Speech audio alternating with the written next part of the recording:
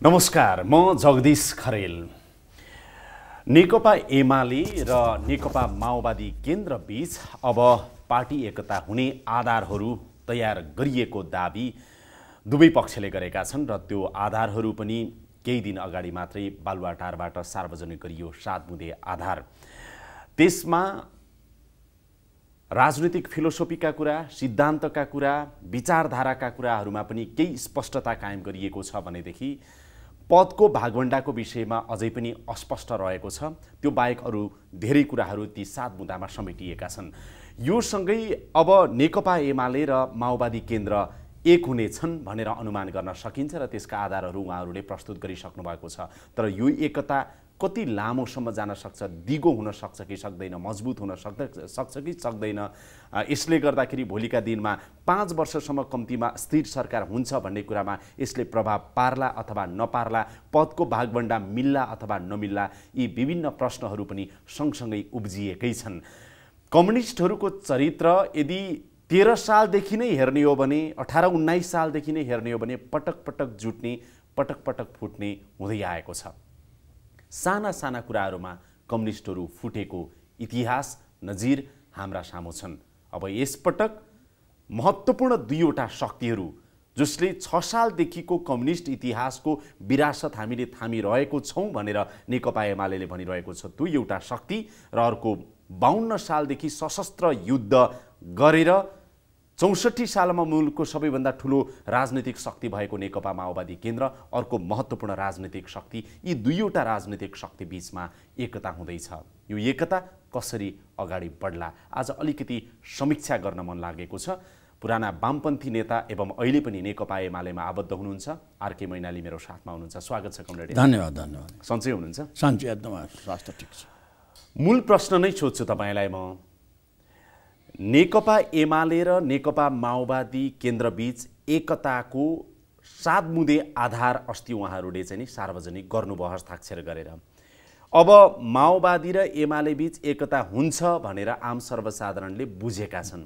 तपाईले पनि यही बुझ्नु भएको छ? अनि अब यो यहाँले भन्नुभयो, मान्छेले धेरै बुझ्न त जुन बेला चुनावी गठबन्धन भयो, चुनावी गठबन्धनकै बेलामा हामी पार्टी एकता पनि गर्छौँ भनेर उहाँहरूले घोषणा गर्नुभयो। चाहिँ त्यसपछि नै धेरै मतदाताहरू, आम समर्थक शुभेच्छुकहरूको चाहना र उहाँहरूले विश्वास गरेको कुरो भनेको पार्टी एकता हुन्छ भन्ने नै हो। चाहिँ त्यही पार्टी एकता हुन्छ भन्ने कुरोलाई नै लिएर एमाले बिचका विभिन्न ग्रुपिजम जुन थियो, त्यो ग्रुपिजमलाई कसैले वास्तै नगरी, नेतादेखि कार्यकर्ताहरूले वास्ता नगरिकन चुनावमा गठबन्धन पक्षमा सबैले मत हाले। मत हालिसकेपछि अब अहिले पछिल्लोचोटि आएर एकताको बारेमा निकै धर्मर र अप्ठ्यारा पोजिसन पनि सार्वजनिक रूपमा बाहिर आए। चाहिँ अब एमाले र माओवादी बिचकैमा चाहिँ नेता कार्यकर्ताहरूले पनि अप्ठ्यारा असजिला सम्भावनाहरू उहाँहरू आफैले पनि व्यक्त गर्नुभयो। चाहिँ त्यसको बावजुद पनि अहिले सैद्धान्तिक रूपले सहमति भएको, केही सहमति भएको, अझै पनि धेरै कुरोहरू त बाँकी नै छन्, कुरो अगाडि गर्नुभएको छ। अब यसमा म ठ्याक्कै अब एकता 100% हुन्छ अथवा 100% एकता हुँदैन भन्ने स्थिति अब छैन। चाहिँ अब कन्डिसनली मलाई के लाग्छ भने नेताहरू यहाँले अघि आफै पनि भन्नुभयो, 6 सालदेखिको कम्युनिस्ट आन्दोलनमा 17-18 सालदेखिको जुन विभाजन थियो, त्यो विभाजन पछाडिको जुन यो युनिटी हो, त्यो युनिटी आउँदा बिचबिचमा पनि त पार्टीहरू थुप्रैचोटि ब्रेक मात्रै भएको छ, मिलेका पनि छन्। अब मिलेको चाहिँ माले मार्क्सवादीको जुन एकता हो, त्यो माले मार्क्सवादीको एकतामा अहिले एमालेका नेताहरू धेरै त्यसका साक्षी र क्रियाशील त्यतिखेरका सहकर्मीहरू हुन्। चाहिँ उहाँहरूले तेस्रो एकताको के पोजिसन थियो, एकता गर्दा कति हदसम्म मदन र मनमोहन चाहिँ लचकदार थिए, कतिमा चाहिँ दूरद्रष्टा भए भन्ने कुरोलाई अलिकति विवेचना गरे भने मलाई लाग्छ त्यतिखेर ती दुईवटा नेता चाहिँ मनमोहनजी र मदनजी साँच्चीकै मनमोहनजी एउटा निस्वार्थ मान्छे हो, मदन एउटा दूरद्रष्टा हो चाहिँ पार्टी एकताको सवालमा।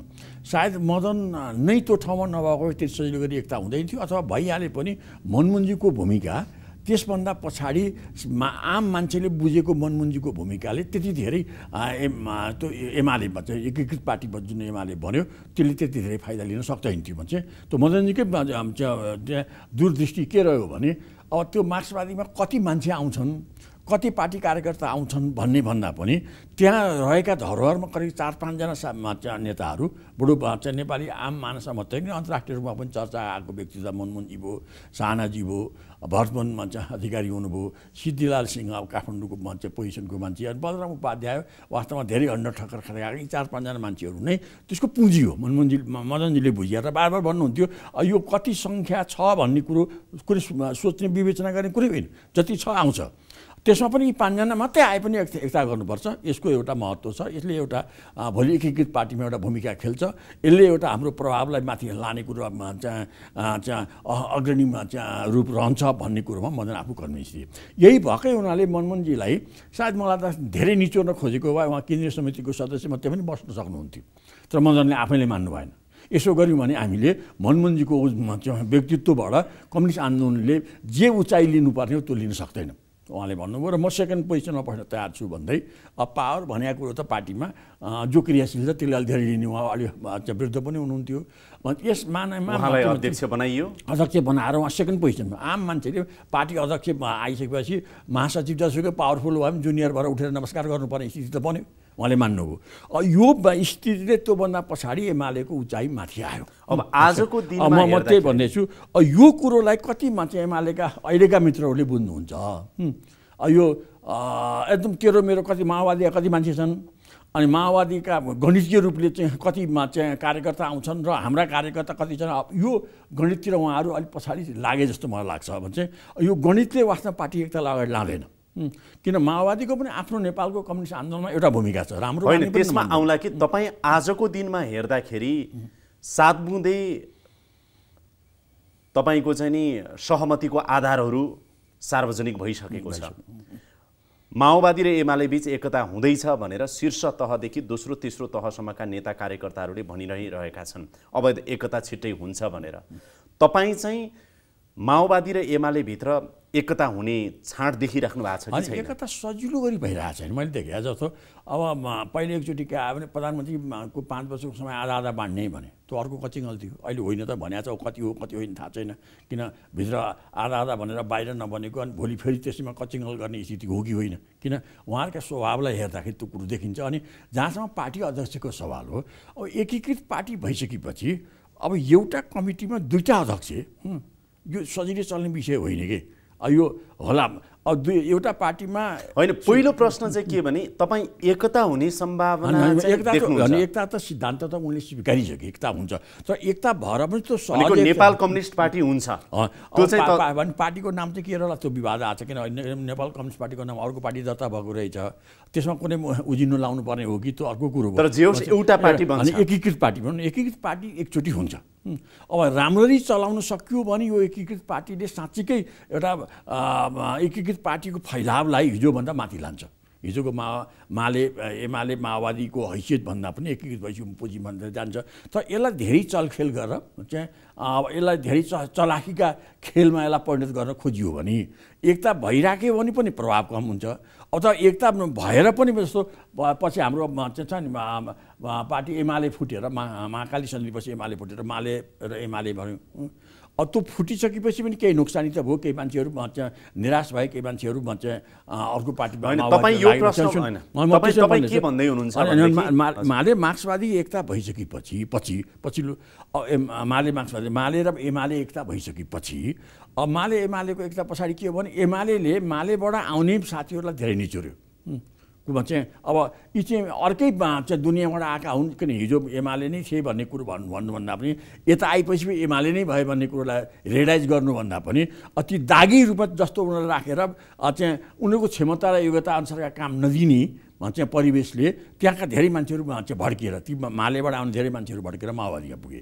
त्यतिखेर त्यसभन्दा अब पहिले माओवादीको फैलाव बुटोल चितवनभन्दा पूर्व छँदै थिएन। यही विवादमा निचोरिएकै कारणले धेरै मान्छेहरू, धेरै कार्यकर्ताहरू, धेरै पार्टी सदस्यहरू माओवादीमा गएर माओवादी बलियो भन्यो। त मलाई अहिले पनि चिन्ता के छ भने यो धेरै निचोर्न खोजे जस्तो अहिले जबजकै कुरो हो, त्यो सिद्धान्तकै। म यसमा आउँछु। तपाईँको राजनीतिक जीवन करिब 50 वर्षको भएछ। हजुर, कम्युनिस्ट राजनीतिमै लागेको त्यो निश्चित हो। 24-25 सालदेखि लामो राजनीतिक जीवन तपाईँको छ। तपाईँ यो भनिराख्नु भएको छ कि आरके मैनाली पार्टी एकता हुन्छ, सैद्धान्तिक रूपमा एउटा पार्टी बन्छ, तर एउटै पार्टी दिगो रूपमा हुन सक्छ कि सक्दैन भन्ने कुरा चाहिँ संवेदनशील प्रश्न हो। पार्टीमा एकता सहज रूपले दुईटै पक्षले स्वीकार्ने गरी, दुईटै पक्षका कार्यकर्ताहरू अँटाउने गरी, अनि एकले अर्कालाई छिड्के लाउने होइन भन्छ, एकले अर्कालाई अङ्कमाल गर्ने गरी पार्टी एकता हुन्छ कि हुँदैन, त्यो चाहिँ देखिरहेको यो अहिले होइन, अहिले ठ्याक्कै हुँदैन भन्न पनि गाह्रो छ, हुन्छ भन्न पनि गाह्रो छ। किन पछिल्ला स्थितिले जो प्रधानमन्त्री आधा आधा गर्ने कुरालाई अहिले त होइन भनेको छ। अब मलाई त्यो शङ्का के छ भने भित्र हो भने बाहिर होइन होइन भने पछि फेरि झगडा गर्ने स्थितिमा आउने हो कि मान्छे, किन पहिले पनि त्यस्तै भएको थियो मान्छे। अब अहिले पार्टी अध्यक्ष त दुईवटा सँगसँगै पार्टी अध्यक्ष हुने भनेको छ। अब यो यसले के गर्यो भने जो अध्यक्ष हुन्छ जसको पालामा हुन्छ उसले छड्केदाउ लाउने भयो, किन आफ्नो मान्छे केही राख्न केही निर्णय गर्न उसले आफू भएको बेला गर्ने, अर्कोले अर्को भएको बेला गर्ने, ताना त हुने भयो मान्छे। अब यसले के गर्छ भने मान्छे स्थितिलाई सहज बनाउँदैन। एकता पछाडि पनि सहज स्थिति बनेन भने अब माओवादी बिचका अलिक राम्रा कार्यकर्ताहरू, अरू अलि सुन्दर र अलिक स्वाभाविक रूपका इमान्दार मान्छेहरूको सङ्ख्या यता आउने भन्दा पार्टी बाहिर बस्ने धेरै सम्भावना हुन्छ। किन हिजो पनि त्यस्तो हाम्रो अनुभव छन्। किन बाहिर जाने उहाँहरूलाई अहिले बद्यजीको आफ्नै सङ्गठन छ, चन्दजीको आफ्नै सङ्गठन छ, त्यहाँ उहाँहरू पनि जाल थापेर बसेका छन् कि यताका अलि असल मान्छेहरू यता आइदिउन् भने उहाँहरू पनि चाहेर भन्छ। अब यता निचोरेर जस्तो अहिलेसम्म माओवादीहरूले एमाले दक्षिणपन्थी भन्ने, जबजला दक्षिणपन्थी भन्ने सोच बढाउनु अगाडि आएछन्। अब घुमाइ फिराइ जबजला अहिले छलफलमा त लिएर जानुभएको छ, लाने कुरो अहिले पछिल्लोचोटि मान्नुभयो, नभए ती नै समस्या आइसकेको थियो। किन जबज मानेर जबजलाई सैद्धान्तिक आधार मानेर माओवादीका कार्यकर्ताहरू आउन सहज थिएन। जसरी माओवादीलाई मानेर बरु एमाले जान सहज थियो। किन एमाले हिजो चाहिँ एमालेकै बिचमा पनि माओवादी थर्ड मान्ने कार्यकर्ताहरू थुप्रै थिए हिजो, यताबाट जानु पर्यो सहज थियो भने उताबाट यताबाट जबरजस्ती त उनले सुनेकै थिएन। अहिले पछि बौद्ध लागेपछि माओवादी खुला भएपछि उनले त्यसबारे चर्चा सुने हुन् र उनीहरू सुन्दैखेरि पनि जबज भनेको चाहिँ दक्षिणपन्थी हो, दक्षिणपन्थी चिन्तन हो, सञ्चारवादी धारबाट यो हो भन्ने मान्यताका साथ उनले सुने। त्यो शक्तिलाई त आउन गाह्रो थियो, तर अहिले त्यसलाई छलफलमा लान खोजे। अहिले छलफलमा लाने नाउँमा पनि भोलि मेजोरिटी र माइनोरिटी गरेर यिनी बढी बेचेमा दुई चारमा चाहिँ 1 वर्ष 1.5 वर्ष पछाडि जब नि फर्काउने खालको दाउपेच भयो भने फेरि त्यहाँ समस्या सुरु हुन्छ। तपाईँ बुदामा बताइदिनुहोस् त, एकता भइसके पछाडिका असहजता कहाँबाट के हुन सक्छन्? अब त्यो सहजता भनेको अब असहजता किन बाहिरका कुराहरू, राष्ट्रिय अन्तर्राष्ट्रिय प्रेसरका कुराहरू र त्यसका दबावका कुरालाई एकछिन छोडिदिउँ। भित्रकै कुरोमा दुईवटा, एउटा साङ्गठनिक पक्ष हो, एउटा वैचारिक पक्ष हो। साङ्गठनिक पक्ष हो भनेको अब यहाँ एउटालाई अर्काले अध्यक्ष नमान्ने खालको पोजिसनलाई कायम गरिरहने हो भने भन्छ।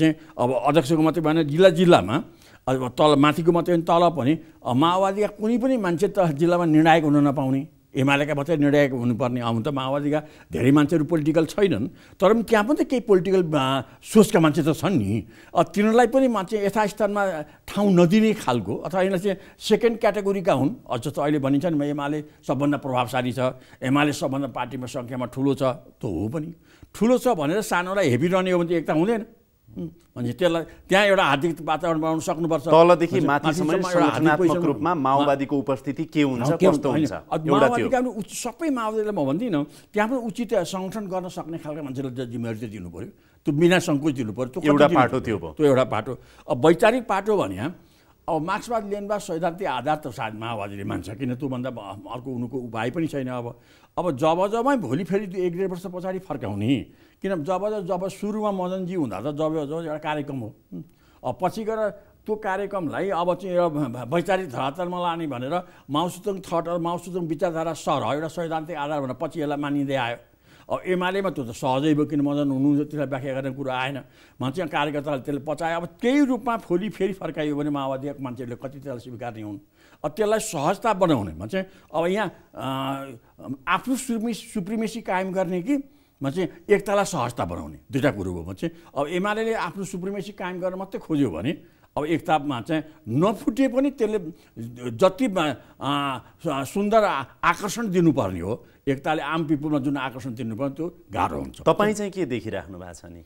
अब म अहिलेसम्मको अनुभवले हेर्ने हो भने अब एमालेका नेताहरू जस्तो जो माधवजी हुनुहुन्थ्यो, माले मार्क्सवादी माले एमालेको बिचको एकीकरणमा उहाँको अनुभव के छ भने उहाँले आफूले रुचाएका मान्छे राख्ने, उहाँको नजरमा यो चाहिँ हिजो मालेतिर गएको थियो भनेपछि त्यो कार्यकर्तै नठान्ने खालको जुन सोचाइ थियो, त्यो वामदेवजीलाई नि त्यहाँ टिक्न कति गाह्रो भएर अहिले पनि बडो घुँडा टेकेर त्यहाँ टिक्नु भएछ भने अरूको त भइहालै बनाए मान्छे। सायद यिनै गुण अवगुणलाई जोडेर मलाई निकाल्ने पहिलेको परिवेश पनि त्यही हो मान्छे। अब अहिले त केपी ओली हुनुहुन्छ नि फेरि पार्टी अध्यक्ष। त्यतिखेर माधवजी भनेको बिना केपीको माधवजी त हुँदै होइन, दुईटाको एउटै चिन्तन, एउटै शैली, एउटा विचारबाट अगाडि आउनुभयो। र अहिले पनि मलाई लाग्छ केपीजीका केही तर्कहरू, केही सार्वजनिक कुराहरू आम मान्छेको आकर्षण योग्य छन्। त्यसमा पनि यो भारतीय नाकाबन्दी पछाडि उहाँको छवि हिजो महाकालीभन्दा ठिक उल्टो भएर आयो। महाकालीको बेला भारतको नजिक जति हुनुहुन्थ्यो, अब यो नाकाबन्दीको प्रतिरोध गर्यो भन्ने नाउँमा उहाँको छवि राष्ट्रवादी भन्दै अगाडि आएछ र अब अहिले चाहिँ एउटा नयाँ माहौलको रूपमा अगाडि आउनुपर्छ। सायद यो छविलाई उहाँले टिकाउन सक्नुभयो भने त अगाडि होला। तर त्यति हुँदै पनि चाहिँ अब यो अहिलेको एकतालाई टिकाउन दिलको उदारता चाहियो। दिलको माधव नेपालको समय त छैन नि त अहिले त अब केपी ओली अध्यक्ष हुनुहुन्छ, उहाँले इनिसिएसन लिइराख्नु भएको छ। हिजोको चाहिँ चिन्तनलाई छोडेर अलिक वाइडनेसमा उहाँ जानुभयो। सबै माओवादीका मात्र होइन, स्वतन्त्र मान्छेहरूलाई पनि तानेर पार्टी एकतालाई घनीभूत बनाउने। त्यसमा हिजोका मेरा साथीहरू चाहिँ मेरो र नहुन् भन्ने ठान्नुहुँदा अब चाहिँ अहिले सबै त्यो चाहिँ तपाईँ देखिराख्नु भएको छ कि छैन त? त्यो त्यसरी बढ्नु होला केपी ओली भन्ने अब होइन, ठ्याक्कै अब उहाँ केही गर्नै सक्नुहुन्न, एकदम सङ्कीर्णको पल्लो घेरामा पुग्नुहुन्छ भनिहाल्न पनि बेला भएको छैन। अब होइन मान्छे उहाँ पुरै उदार हुनुहुन्छ भन्ने पनि आधार अगाडि आइसकेका छैन। त्यही कारण म अहिले कन्डिसनली भन्छु उहाँका हिजोका कुरालाई सम्झिने हो भने उहाँ उदार हुन गाह्रो छ भन्छ। अब होइन, अहिलेको बाध्यताले नयाँ कुरो सिक्नुभयो भने त उदार हुनु नभइकन उहाँलाई चाहिँ अगाडि जाने सम्भावनै छैन। हिजोका के कुराले चाहिँ उहाँ उदार अहिले हुन सक्नुहुन्न भन्ने लाग्छ तपाईँलाई? पार्टीको जुन शैली छ उहाँकै बिचमा अब हिजोसम्म त उहाँको अहिले पनि के छ भने अब पद मान्छेलाई चाहिन्छ एउटा कुरो। अब पदमा चाहिँ सबैलाई समेटेर लिएर जान सक्नुपर्ने हुन्छ। आफै प्राइम मिनिस्टर हुँदा पनि प्रधानमन्त्री त प्रधानमन्त्री नै भयो। अब प्रधानमन्त्री भएपछि देशलाई हाँक्ने जुन स्थिति हो, हाँक्ने जुन टिम हो, त्यस बनाउनमा बुद्धि पुर्याउनुपर्छ। हिजो बुद्धि पुर्याउनु भएन। हिजोको सरकारमा उहाँले बुद्धि नपुर्याएकै कारणले, उहाँले सल्लाहकार त्यो राम्रो टिम नबनाएकै कारणले उहाँ आफूलाई जति लाग्यो त्यति मात्रै उहाँ टिक्नुभयो भन्छ। यो के हुँदो रहेछ, चलाक हुनु र योग्य अब त होइन, अब त 5 वर्ष टिक्ने उहाँको दरिलो आधारहरू भइगयो। 5 वर्ष टिक्दैमा पार्टी प्रभावशाली हुन्छ भन्ने कुरो भने त 5 वर्ष काम पनि त गर्नु पर्यो नि। प्रचण्डले अबको प्रधानमन्त्री 5 वर्षसम्म केपी कन्फर्म 5 वर्ष प्रधानमन्त्री दिनुभयो र ओली चाहिँ 5 वर्ष प्रधानमन्त्री हुनु। अब 5 वर्ष दुईटै अध्यक्ष हुने भन्ने पनि मतलब एकता महाधिवेशनसम्म दुईटै अध्यक्ष, त्यसपछि हेरौँ भन्ने कुरा भयो। जस्तो भनेको छ त्यस्तै भयो भने त्यतिले मात्रै त 5 वर्ष पछाडि देश हराभरा हुने होइन नि। 5 वर्ष पछाडि 5 वर्षको बिचमा उहाँले देशका थुप्रै समस्याहरूलाई एड्रेस गर्न सक्नु पर्यो। अब त्यो एड्रेस गर्नको लागि त्यसको टिम पनि बन्नु पर्यो। किन एक्लै देश कहिल्यै पनि कसैले पनि पार्टी त एक्लै हाँक्न गाह्रो हुन्छ, टिमवर्क चाहिन्छ भने देशमा पनि एक्लो हनुमान भएर अगाडि जानु गाह्रो हुन्छ। चलाक हुनु एउटा कुरो हो, अनि त्यो समग्र स्थितिलाई हाँकेर जाने योग्यता हुनु अर्को कुरो हो। क्या यो पार्टी एकता लङ टर्म चाहिँ जाला कि नजाला भन्ने सबैको चासो छ भन्छ। अब मेरो विचारमा चाहिँ एक ठाउँ भने पार्टी एकतै ब्रेक हुने सम्भावना अलिक कम छ। तर त्यो एकदम सहज रूपले गएर पार्टी एकताले देशव्यापी एउटा आकर्षण ल्याउने कुरो चाहिँ अलिक कमै सम्भावनामा छ। 5 वर्ष पछाडिको नेकपा एमाले र माओवादी केन्द्र मिलेर बनेको एकीकृत पार्टी 5 वर्ष पछिको कस्तो होला भनेर अनुमान गर्यो भने तपाईँ के अनुमान गर्नुहुन्छ? अनुमान दुई खालको हुन्छ, आशावादी अनुमान गर्ने कि आलोचनात्मक अनुमान गर्ने। पहिला आशावादी अनुमान गर्यो भने त मलाई के लाग्छ भने यो सरकार बनाउने बेलामा जस्तो प्रधानमन्त्री हुनु र देश चलाउन योग्यता देखाउनु अर्को फरक कुरो हो चाहिँ। किन प्रधानमन्त्री नै यहाँ थुप्रैचोटि हाम्रै पार्टीका पनि माधवजी पनि प्रधानमन्त्री हुनुभयो, झलनाथजी पनि प्रधानमन्त्री हुनुभयो, मनमोहनजी थोरै समय भएर पनि एउटा चर्चाको विषय, एउटा आकर्षणको विषय उहाँ बन्नुभयो भने भलै धेरै समय त सरकार टिकेन। तर त्यहाँभन्दा पछाडिका सरकार त्यो कोटीमा पुग्दै पुगेनन्। चाहिँ नपुग्नुको पछाडि के थियो भने मनमोहनजीको सादगीपन र उहाँले अब यो गलत दिशातिर जान नचाहेको भन्नु उहाँले नयाँ काम कति गर्नुभयो भन्दा पनि उहाँले बिगार्ने काम गर्नु भएन। खैर त्यता छोडौँ। अब यता पछाडिका सरकारहरूले नयाँ काम त गर्दै गरेन, बिगार्ने काम प्रशस्त गर्दै आए। चाहिँ बिगार्ने भनेको करप्सनदेखि लिएर गुटबाज गर्ने कुरादेखि लिएर चाहिँ निजीमा चाहिँ स्वार्थ पूर्ति गर्ने कामहरूका कुला कलेसा खन्ने कुराहरूमा उहाँहरू धेरै अगाडि आउनुभयो भने चाहिँ अब यो चाहिँ सरकार आइसकेपछि अब अहिले मलाई लाग्छ केपीजीको पहिलोको सरकार उहाँले धेरै बिगार्ने कामभन्दा पनि योजना धेरै दिनुभयो। त योजनालाई चाहिँ राज्यले हाँक्ने प्लानिङभित्र लान सक्नु भएन। सपना धेरै आए, त्यसलाई विपन्नमा उतार्ने मेकानिजमै बनेन। अब सपना आएका सपना साकार पार्ने समय हिजो आएका सपनादेखि उहाँको एउटा राम्रो विशेषता के छ भने सपना कहनको निम्ति उहाँ सिपालु मान्छे हुनुहुन्छ। त्यो पहिलेदेखि नै हो भने चाहिँ रामराम योजना चाहिँ तर योजना पहिलादेखि नै हो, पहिलेदेखि बचपन नभने त्यो स्तरमा चाहिँ स्कुलमा आउँदा बेग्लै चाहिँ पोलिटिक्समा आउँदा पनि त्यहाँ पनि तार्किक तरङ्गता उहाँ ल्याउनेमा अरू युवाहरूभन्दा अगुवा नै हो। चाहिँ अहिले पनि उहाँका तरङ्गहरू थुप्रै छन्, तर तरङ्गलाई कार्यान्वयन गराउने क्षमता हिजोको त्यो 9 महिने सरकारमा पनि अथवा उहाँकै पालाको 9 महिने सरकारमा पनि मनमोहनजीको भने होइन, त्यो 9 महिने सरकारमा पनि उहाँले आफ्नै योजनालाई चाहिँ कार्यान्वयन बनाउन सक्नु भएन। चाहिँ त्यो यो पुल क्या विस्थापित गर्ने ट्विन विस्थापित गर्ने कुरोदेखि लिएर उहाँले हावाबाट बिजुली निकाल्ने कुरो अनि पानी जहाज चलाउने कुरोदेखि लिएर अब यहाँसम्म के रेल कुदाउने कुरो पनि भोलिदेखि नै सुरु हुन्छ जस्तो गरी उहाँले जुन व्याख्या गर्नुभयो यी आफूले धान्न नसकिने कुराहरू त्यो पनि योजनाभित्र पर्दै परेनन् के। चाहिँ मलाई अहिले लाग्छ त्यो ट्विनकै कुरो पनि उहाँले चाहिँ कति देशमा ट्विन छन् त्यसको तथ्याङ्क लिएर त्यसलाई कति बजेट चाहिन्छ र कति वर्षमा लान सकिन्छ भन्ने कुरो एउटा योजना चाहिँ माछा निर्णय गराइदिएको भए सायद योभन्दा धेरै प्रगति। अब यसो गरौँ, अब अहिले त भर्खरै बनेको सरकारको अब आलोचना गर्नतिर लाग्नु भएन, किनभनेदेखि हप्ता दिन पनि भएको छैन भनेपछि हनिमुन मनाउन त दिनु पर्यो सरकारलाई। फेरि अब यो 5 वर्षको सरकार भनेको छ, 5 वर्षपछि त जनताले यसलाई स्याबासी दिने अथवा सजाय दिने जनताले दिइहाल्छन् होइन त, त्यो कुर्नै पर्ने हुन्छ। केपी ओलीलाई लामो समयदेखि चिन्नुहुन्छ है तपाईँ? म मजाले उहाँ 7 क्लास पढ्दाखेरि म उहाँलाई चिन्छु। 7 कक्षा पढ्दादेखि नै साथी उहाँ पढ्दाखेरि म विद्यार्थी गतिविधिमा उहाँ लाग्दैखेरि यो मेरो चिन्जान हो। पछि राजनीतिक कार्यकर्ता हुनुभयो, त्यसमा चिन्जान भयो। जेलमा त झन् सँगै भइसक्यो चाहिँ सँगै वर्ष हामी जेलमा करिब 12-13 वर्ष हामी जेलमा सँगै भयौँ। चाहिँ जेलमा पनि उहाँ धेरै बिरामी हुनुभयो। उहाँ बिरामीको अर्को विशेषता के हो भने उहाँको शरीरै बिरामीकरण हो। चाहिँ अब त्यो टिबी लाग्यो, पछि अल्सर भयो, चाहिँ आन्द्रामा घाउ, अनेक खालका रोगहरूले उहाँ जेलका करिब 5-7 वर्ष बडो सङ्कटपूर्ण जीवन उहाँले बिताएकै हो। चाहिँ ती सबै हामी 28 सालमा पनि तपाईँहरू सँगै हुनुहुन्थ्यो? 28 सालदेखि नै भने जेलबाट नछुट्टिन्जेलसम्म 43 सालसम्म हामी सँगसँगै 43-44 सालसम्म जेलमा पनि सँगै। कहिले 2-4 महिना वरपर गभर्मेन्टले एकै ठाउँमा बस्न दिएन।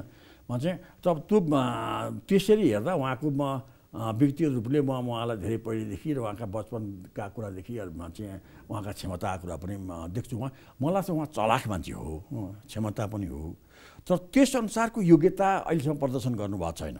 चाहिँ म चाहिँ अहिले राज्य चलाउनुको लागि चलाखीले मात्रै राज्य चल्दैन, राज्य चलाउने योग्यता पनि चाहिँ विकास गर्नु पऱ्यो भनेको। त्यो अब एउटै मान्छे मैले यो आलोचना गरेँ अहिले मैले सुझाव दिन खोजेँ हो भने चाहिँ मलाई अब एउटै मान्छे काहीँ कुनै दुनियाँमा चाहिँ ब्रह्माण्ड चलाउने खालको बन्दैन।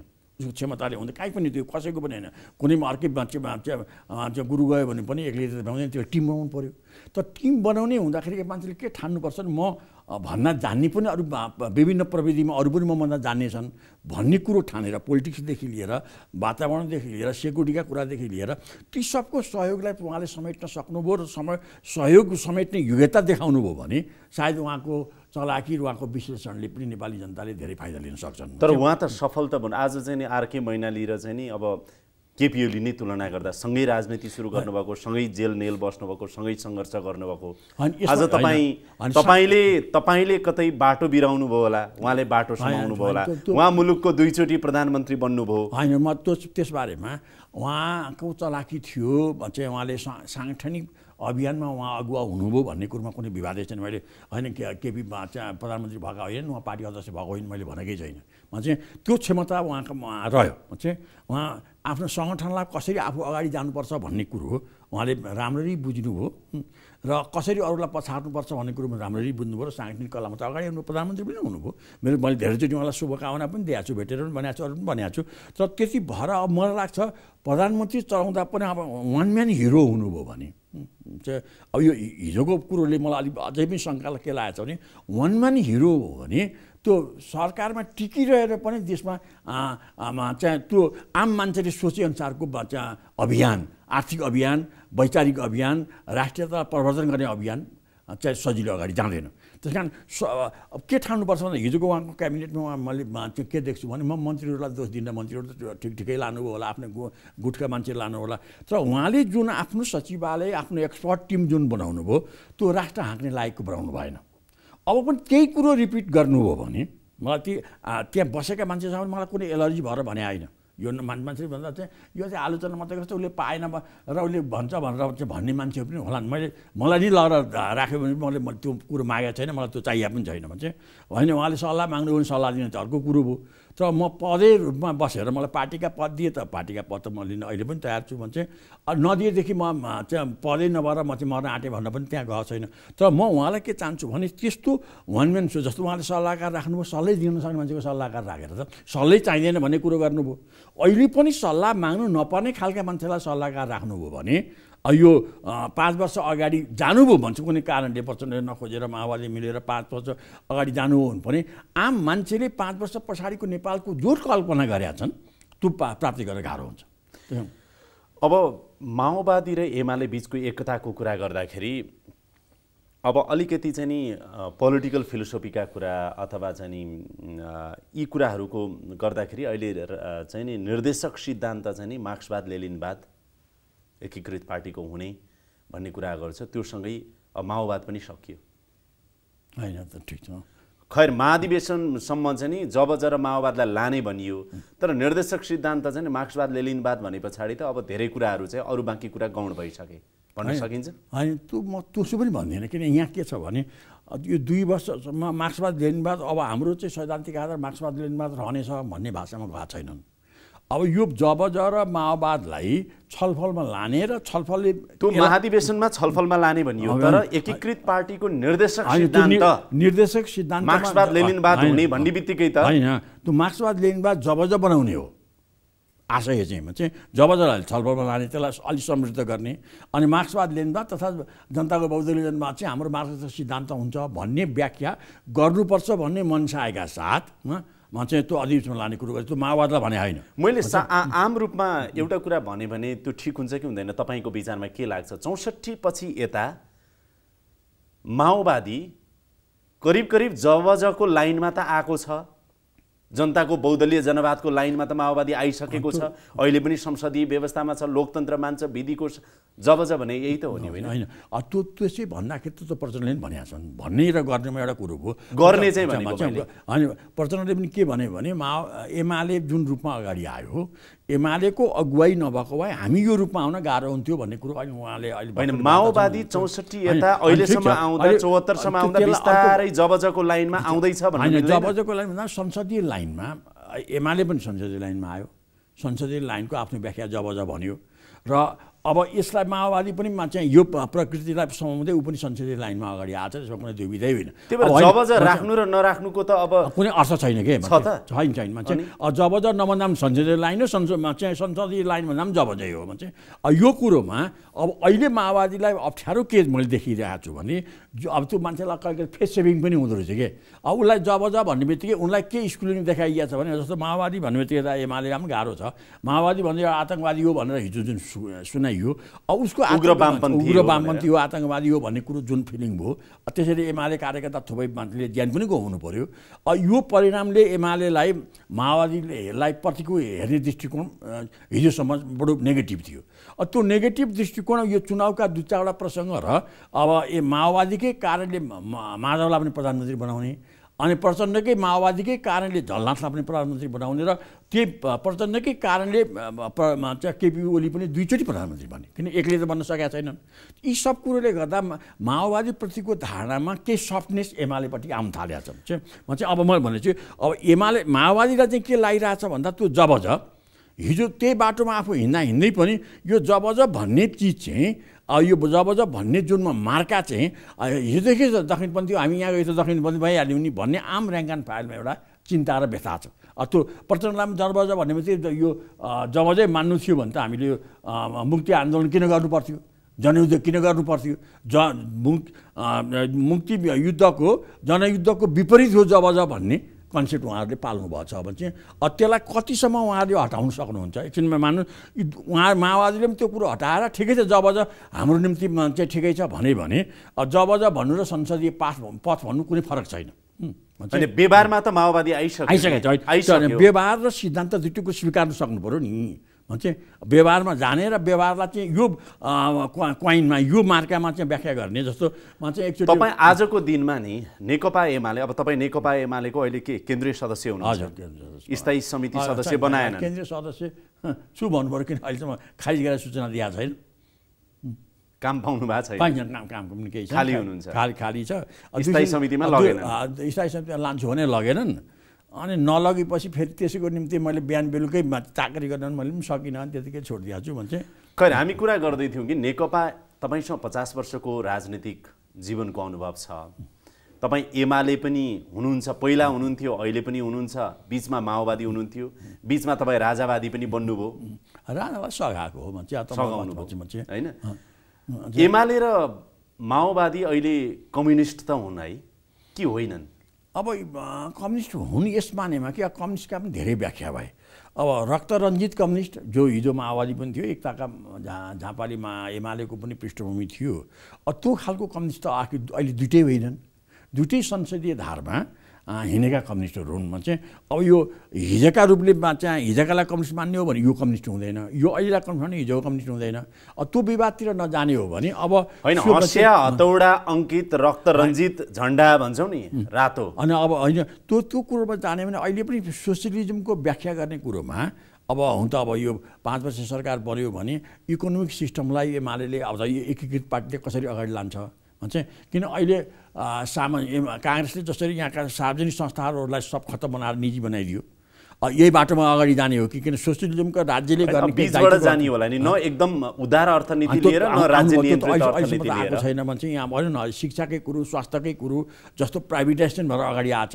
अनि त्यति मात्रै व्यवहारले होइन नामले नेकपा एमाले पनि नेपाल कम्युनिस्ट पार्टी एकीकृत मार्क्सवाद लेनिनवाद भइहाल्यो, अब नेकपा माओवादी केन्द्र पनि नेपाल कम्युनिस्ट पार्टी भनेपछि कम्युनिस्ट त भए, नामले भए, तर व्यवहार आजको दिनमा हेर्दा उनीहरू अझै पनि कम्युनिजम अथवा कम्युनिस्ट सिद्धान्त व्यवहार आचरण त्यो तपाईँ पाउनुहुन्छ, घट्दै गएको छ अथवा बढ्दै छ? यहाँ दुईवटा छ कम्युनिस्ट भन्दाखेरि अब चीन स्टाइलको कम्युनिस्ट पार्टी बनाउने, चीन स्टाइलको यहाँ समाजवाद ल्याउने हो भने अहिलेको परिवेशमा जसरी कम्युनिस्ट आन्दोलन नेपालको कम्युनिस्ट आन्दोलन अगाडि आएको छ त्यो सम्भव हुँदैन। चाहिँ किन चीनमा कस्तो छ भने न्यायाधीश पनि कम्युनिस्ट पार्टीको सदस्य हुन्छ, अनि एडमिनिस्ट्रेटर पनि कम्युनिस्ट पार्टीको सदस्य हुन्छ, सेना पनि कम्युनिस्ट पार्टीको सदस्य हुन्छ। त्यहाँको कम्युनिजमको कुरो, त्यहाँको समाजवादको कुरो। अब हाम्रो समाजवाद भनेको चीन जस्तो पनि होइन, हाम्रो कम्युनिस्ट आन्दोलनको चीन जस्तो पनि होइन, भियतनाम जस्तो पनि होइन, सोभियत सङ्घ जस्तो पनि होइन।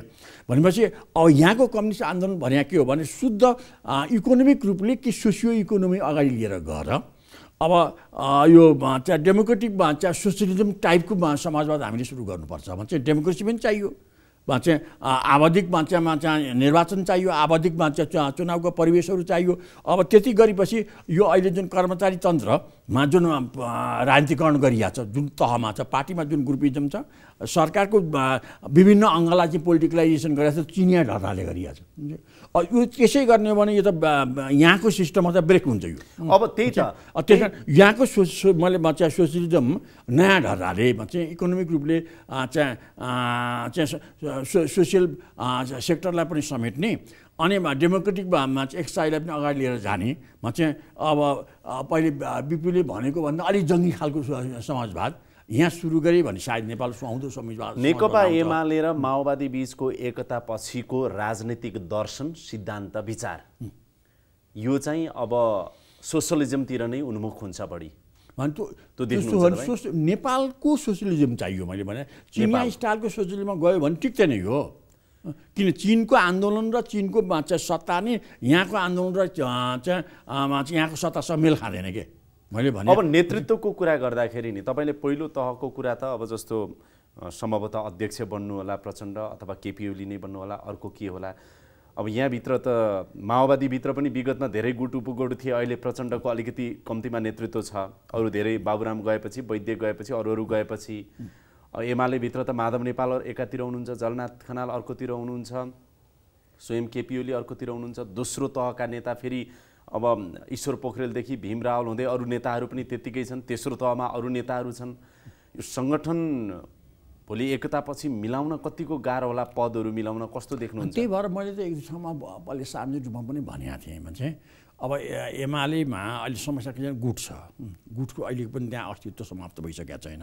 ओलीजीका नजिकका मान्छेहरूमा चाहिँ कमसेकम पार्टी अध्यक्ष माओवादीलाई हुनै दिनुहुन्न भन्ने खालले ओलीजीलाई चाहिँ प्रभावित पार्न खोजिरहेको छ र उहाँ आफैलाई पनि चाहिँ अब यो माओवादी आयो भने त हाम्रो वर्चस्वै सकिगयो नि भन्ने टाइपले उहाँलाई पनि इम्प्रेसन दिन सकेका छन्। चाहिँ अब यो एउटा कुरो भयो भने चाहिँ अब यतापट्टिबाट चाहिँ माधवजीहरूको अब त्यहाँ सोच अहिले फरकै छ। चाहिँ अब उहाँहरू त्यही कुरो भनेर माओवादीलाई अस्ति माधवजीले जब हटाउनु हुन्न भन्ने कुरो त उठाउनु भयो अरे मैले पनि सुने।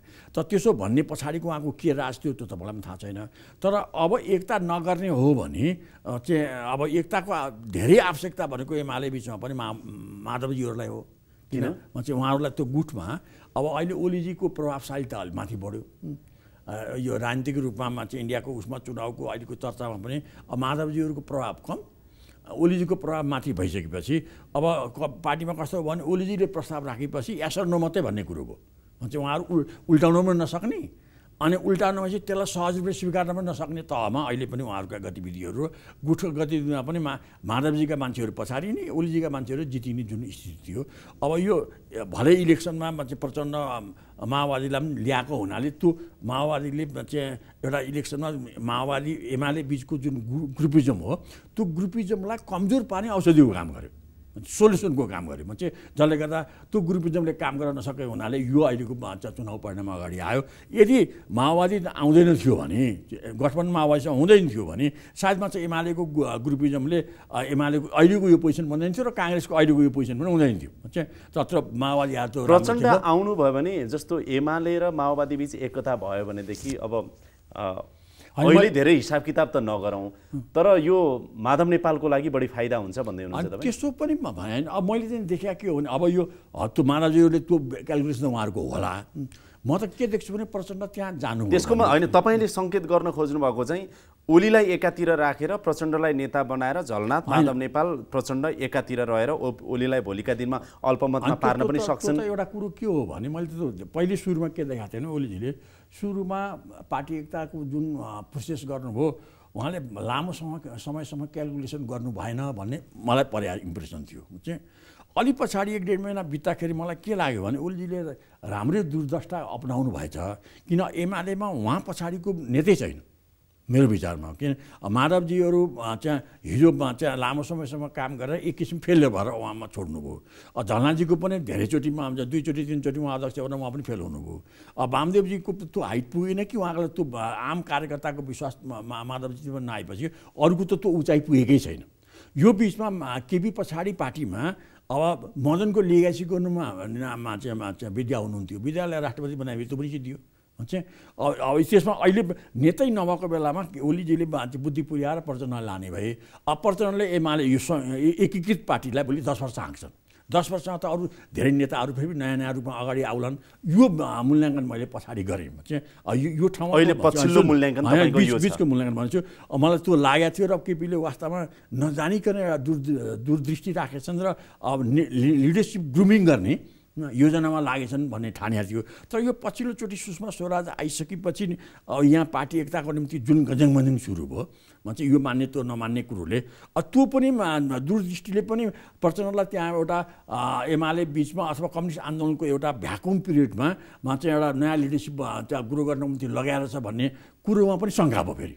किन उहाँले सहज रूपले अगाडि लिएर जानु भएन। जस्तो हिजो जुन रूपले प्रचण्ड लिएर आएको थियो ठ्याक्कै त्यही रूपमा चाहिँ प्रचण्डलाई अगाडि लिएर गएर एउटाले पार्टी हाँक्ने एउटाले सरकार हाँक्ने भने भए यो यति सुन्दर रूपले अगाडि जान्थ्यो। किन त्यसले ग्रुपिजम माओवादी बिचको ग्रुपिजम पनि सिद्धिन्थ्यो, एमाले बिचको ग्रुपिजम पनि सिद्धिन्थ्यो। अनि दुइटैमा हार्दिकता बनेर एकले अर्कालाई सघाउने, दुइटै चलाख हुँदाहुँदै पनि, दुइटै धूर्त हुँदाहुँदै पनि दुइटै योग्य भएर अगाडि जान्थ्यो। योग्य भनेको दुइटैले एकले अर्कालाई हाँक्ने अब सङ्गठन पनि हाँक्ने सरकार पनि हाँक्ने योग्यतामा पुग्थ्यो। किन एकले अर्कालाई सुझाव दिन सक्थ्यो कि सरकार बाहिर बसेको प्रचण्डले अरू धेरै आम पब्लिकका राय चाहिँ प्रधानमन्त्रीलाई बुझाउने र प्रधानमन्त्रीले चाहिँ गरेका कामहरू चाहिँ पार्टी प्रभावलाई अगाडि लाने कुरोमा साह्रै सुन्दरका साथ अगाडि जान्थ्यो भन्ने मैले जुन ठानेको थिएँ। तर यो पछिल्लो कचमचले त्यो कुरोलाई अलिकति चिसो बनायो। अब मलाई चाहिँ अहिले दुइटैलाई के छ भने एकले अर्कालाई सिद्ध्याउन यो त्यहाँ भित्र चलखेल पो भइरहेको छ कि भन्ने चिन्ता र शङ्का दुइटैको बिचमा भले भन्न चाहिँ भनेको छैनन्। चाहिँ नभन्दै पनि यो पछिल्लो स्थितिले केही शङ्का उत्पन्न गर्यो, जसले गर्दा एकता र भोलि देश हाँक्ने कुरोमा चाहिँ अलिक असहज स्थिति अगाडि आएको छ भने त्यही कारण त्यो हिजो पार्टी एकतामा दुर्दशा भन्दा पनि अब त्यतिखेर पार्टी एकता चाहिँ सत्ता अब हिजो 2 नम्बर प्रदेशमा एमाले चाहिँ स्थिति अलिक कमजोर भयो। अब यो कमजोरी गरेर चाहिँ प्रधानमन्त्री नै पदवी नपाइने हो कि भन्ने चिन्ताले बेसी पार्टी एकता र यो गठबन्धनलाई तानेछ भन्ने कुरो अहिले म पछिल्लो निष्कर्षमा मैले पुगेँ हो। किन यो त्यो म पछिल्लो निष्कर्षमा नपुग्नु पर्या भए चाहिँ किन उहाँले यो गतिविधि ननिकालेर त्यो निष्कर्षमा पुग्नु पर्ने थिएन। चाहिँ यो वास्तवमा सत्ताकै निम्ति पावरमा जानको निम्ति मात्रै बेसी जोड दिएर पार्टी एकता सत्ता स्वार्थ र शक्तिलाई नै केन्द्रमा राखेर भएको छ भने त्यो सिद्धान्त देशको विकास भनेर भनौँ न सार्वजनिक हितको लागि राष्ट्रको सार्वजनिक हितको लागि भन्दा पनि अब होइन चुनावमा चाहिँ 2 नम्बर क्षेत्रमा हारियो अब प्रधानमन्त्री त म नहुनै परे भोलि स्थिति र भन्ने कुरोलाई केन्द्रबिन्दु बनाइयो। अब चाहिँ यसको दिगोपनको लागि धेरै खतराहरू छन्, धेरै असहजताहरू छन्। खतरा भन्दा धेरै असहजताहरू किन सङ्कीर्ण बाहिर भित्र सबैतिरबाट। अब दुईटा पार्टीका नेताहरूमा के छ भने दुइटै चलाक छन् अनि दुइटैले एकअर्कालाई छिर्केदाउ लाउन सक्छन्।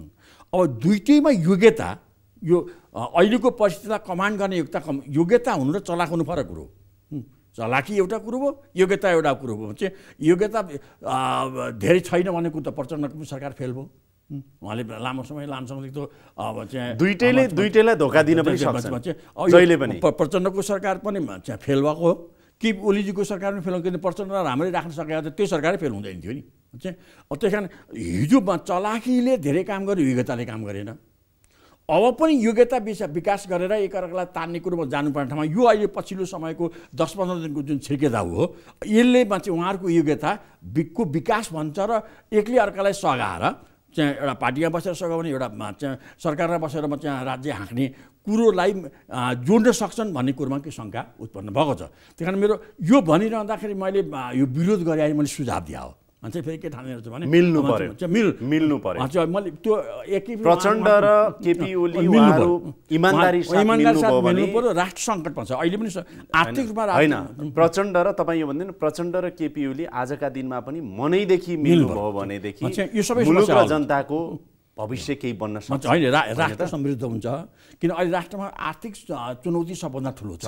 अब अन्तिम प्रश्न तपाईँलाई म सोध्छु, यी सबैका बिचमा नेपाली कङ्ग्रेस अर्को प्रतिपक्ष छ। अब केपी ओलीलाई भित्रैबाट पनि अब माओवादीलाई कतिको चाहिँ सँगै लिएर जान सक्नुहुन्छ, पार्टीभित्रका गुट उपगुट कतिको मिलाउन सक्नुहुन्छ, चुनावी घोषणापत्र जुन रूपमा उहाँले चाहिँ नि व्यक्त गर्नुभएको छ त्यो सपना जुन बाँड्नु भएको छ कति कार्यान्वयन गर्न सक्नुहुन्छ।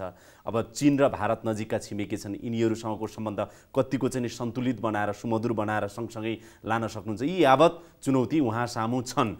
यो चुनौतीलाई उहाँले चिर्नुहोस्, हामी शुभकामना दिउँ आजको कार्यक्रम मार्फत। किनभने सरकार गठन भएको भर्खरै 1 हप्ता पनि पुगेका छैन, अब हेर्न बाँकी छ, उहाँलाई जाँच्न अब बाँकी छ।